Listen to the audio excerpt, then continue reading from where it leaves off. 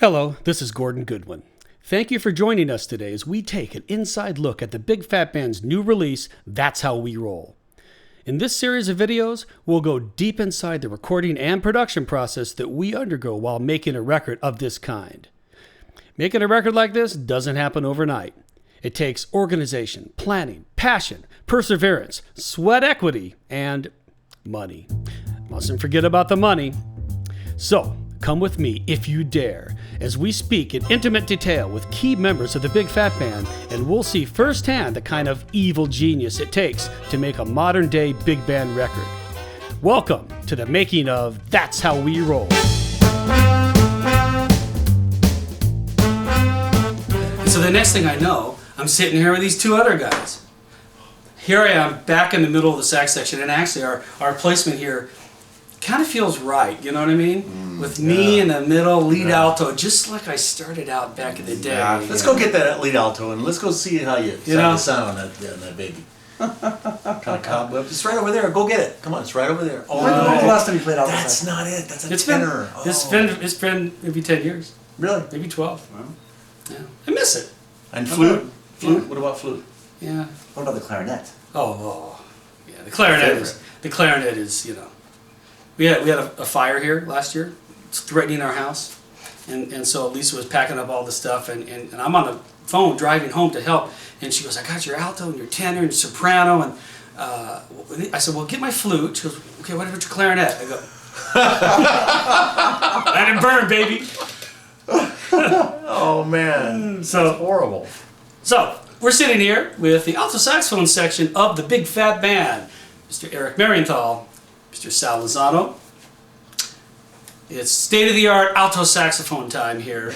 and I thought that we would talk to them a little bit about the process of recording the tracks on That's How We Roll. And I thought maybe we would start with this first track, Gaining on You, and the experience that you guys went through when you performed this on the record, Gaining on You. So let's talk about that. Let's Well, it's a little hard for me to say. And why would that be? Because I didn't make that session. Oh my! All right. Well, you know what? Never mind that. Let's talk about. No. Let's talk about the Take 6 song, Never Enough. That was so. You sounded so great and funky on that. That was an awesome thing. Absolutely funky. Yeah. You know, and it was just great to have Eric's, because he's a very experienced player in that genre, to have him there, right? All at the time. Oh, I had no idea it was so late. Yeah. I gotta get going. He's gonna miss the next album.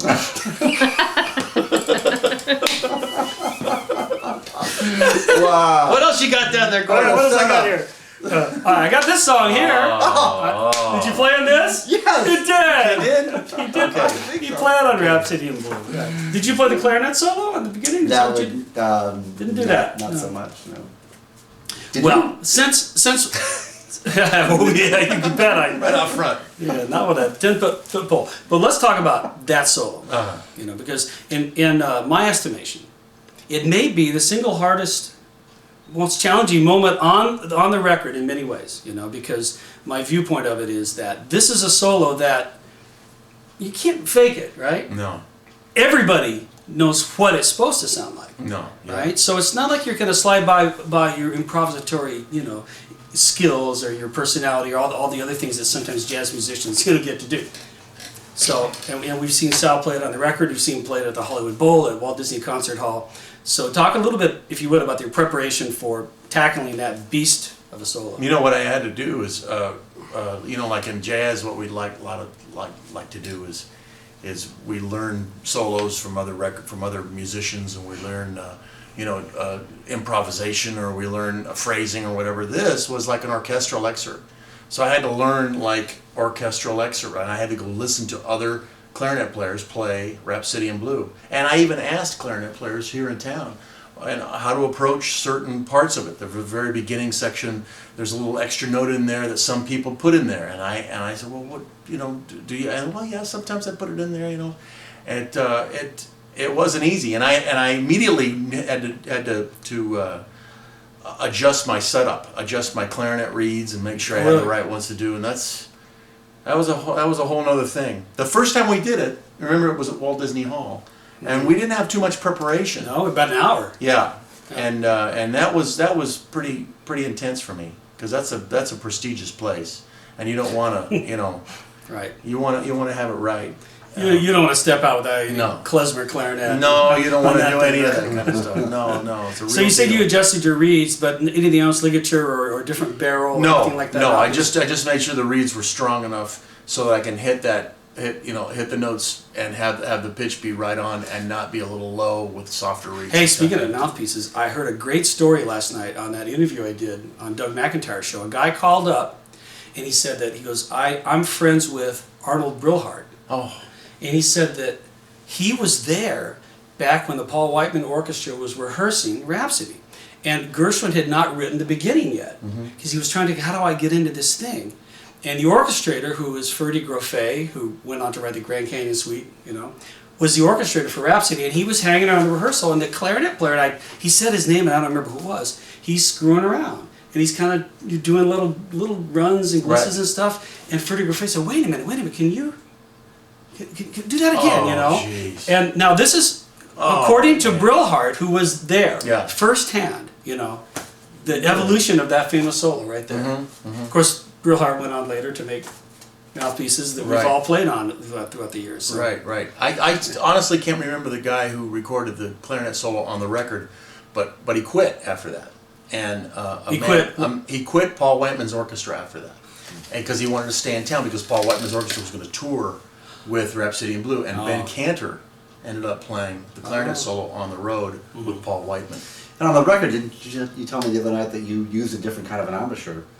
Oh yeah, I did. On the record I did, yeah. And I did it a couple of times live. Not in the Hollywood Bowl, but a couple other times where I used, if we're going to get technical about this, one of the things I did when I was studying clarinet is my teacher told me to play with, his name was Jim Cantor, he told me to play with a double-lipped embouchure, so that the bottom lip, normally on saxophone, like the bottom lip covers the bottom teeth. Well, this time the bottom lip covers the bottom teeth and the top lip covers the top teeth. So it was, and it kind of solidifies your embouchure. It's a little tighter thing, and it really gets the sound moving forward into the instrument, which is what I needed to do for that clarinet. Wow. Well, the piece, the band's performance on it is exemplary, and there's some really difficult saxophone stuff. And I'm not sure if you guys are aware of the origination of some of those licks. Like when we go to the swing part, we go do da do da do da do da do, and then Bertie goes and you guys go diddle diddle diddle diddle diddle. That is taken from the piano, diddle diddle diddle diddle diddle. But he plays it even maybe a little slower than we do, and it's just a blizzard of notes for you guys. True. And also not in the most user-friendly key either, right? Very true as well, yeah. But yeah, you've never been one to, be shy about writing, difficult parts. And I think every, the notes are only part of the challenge of recording a record like this. On that song, that lick is one of the hardest ones. But it's about, being able to play as well as you can in a situation where right then and there is the time when you want it to sound its best. And if you screw something up, there's an opportunity to go back and fix it. But really, I think the core of this record, the theme of this record, was to do it more live, more together, and I think you can hear that more clearly on this record than records past, quite frankly. And so I think that there was, I don't know that anybody felt the pressure about having to record live, but it was there, and I think we all wanted to step up and play all those parts as well as we could, because we were going for, I think you as a co-producer was going for that kind of a vibe on this record. Of course, the other thing is, we've been playing the chart for a while. We've been playing it live for, some period of months before we actually went into the studio, as opposed to previous records where maybe we got a couple rehearsals in and then it's into the studio, right? Yeah. So I think maybe it had that lived-in thing that we tried to shoot for. But I think it's a cogent point. Our earlier records, we haven't done as many gigs. We got 10, 11 years under our belt now. Right. So maybe that can't help but show a little bit in the sound of the band. And that's a common thing with usually, the whole point of touring, unfortunately, or fortunately, but is to promote the record. So you write the music, you record it, and then you go promote it. But logically, to make the record stronger, it's great if you can perform the music as much as possible live before you go into the studio to play, because like you're saying, it's going to be that much more comfortable. Yes. You still work on those licks though, don't you?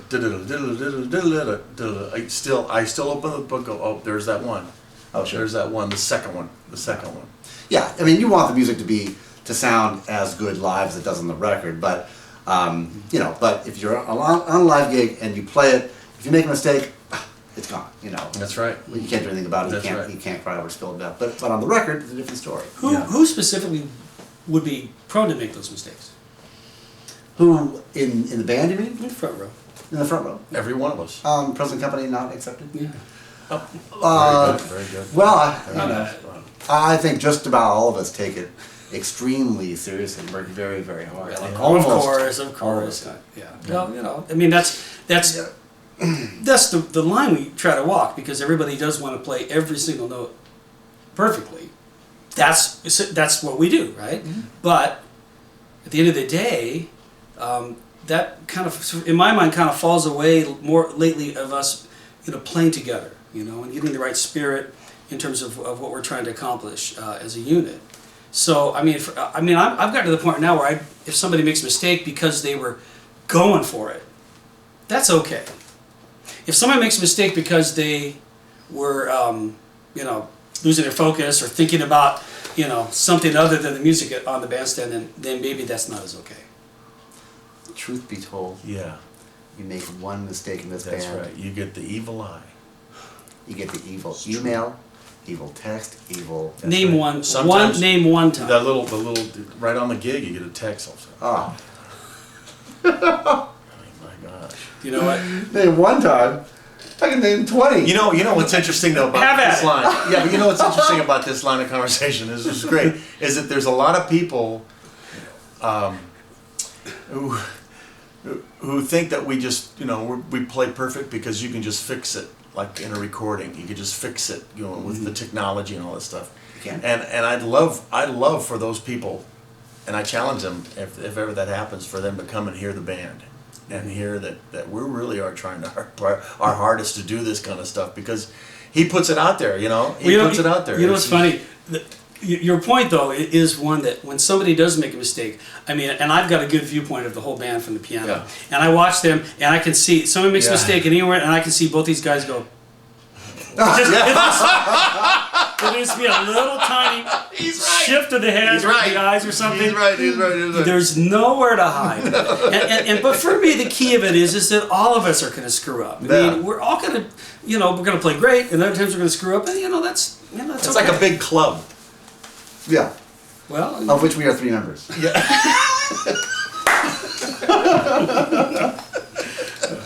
we talk about a different song now, Yes, please? Please. Gaining on my you. Goodness. Just trying to have a little fun, folks. Let's see. What else we have? Well, we can talk about That's How We Roll, because Oh, because this is the title track of the album, and Eric has a solo, a long ass solo, I might say. wasn't Just my kept idea. going and going. But really, that was, I mean, it is a pretty, those are long choruses, and you take 2 choruses, and you really build a great solo that just sustains the intensity, you know, all the way from the beginning, and The key of A. in the key of A, right, which is how we roll. And that's, we put the chart on Jeff Driscoll's. We roll an A? Okay. Although, you know what, you guys, I have to make a little bit of confession. So we published this chart, and if you look at it, let's just take a look at the key signature of this chart, which has 1 sharp. And we made the decision at Alfred Publishing to publish it in the key of G. Wow. And I think